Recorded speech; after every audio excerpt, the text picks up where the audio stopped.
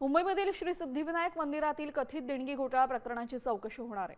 उपमुख्यमंत्री एकनाथ शिंदे यांनी गेल्या 5 वर्षातील रोख देणग्या आणि दागिन्यांचे विशेष लेखापरीक्षण करण्याचे आदेश दिलेत। या सखोल तपासणीचा अहवाल आल्यानंतर अनियमितता आढळल्यास संबंधितांवर आवश्यक ती कारवाई केली जाणार असून या घडामोडींमुळे मंदिर वर्तुळामध्ये खळबळ उडाली आहे।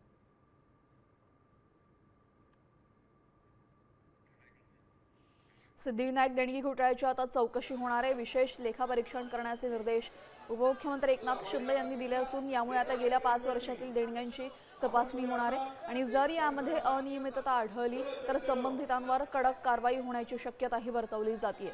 सिद्धिविनायक देणगी घोटाळ्याची आता चौकशी होणार आहे।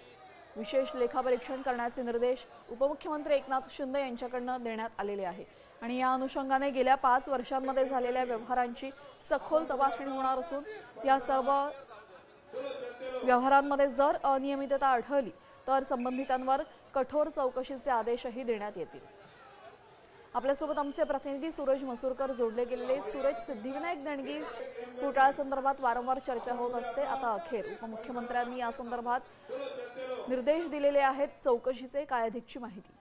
निश्चितच काल उपमुख्यमंत्री एकनाथ शिंदे यांची काल सदा सरवणकर यांनी भेट घेतलेली आहे। सदा सरवणकर हे सिद्धिविनायक न्यासाचे अध्यक्ष आहेत आणि त्यानंतर जे काही आरोप प्रत्यारोप जे झाले होते सिद्धिविनायक मंदिर कथित देणगी घोटाळा प्रकरणात त्या संदर्भात उपमुख्यमंत्री एकनाथ शिंदे यांनी अतिरिक्त मुख्य सचिव यांना अहवाल सादर करण्याचे आदेश दिलेले आहेत आणि गेल्या 5 वर्षात मंदिर न्यासाला ज्या काही रोख देणग्या दागिने तसेच इतर मौल्यवान वस्तूंची देखील ऑडिट करण्याचे आदेश जे आहेत नक्कीच आता हे ऑडिट झाल्यानंतर नेमके काय गोंधळ होईल ते पाहणं महत्त्वाचं ठरेल। धन्यवाद सूरज दिलेल्या सविस्तर माहितीसाठी।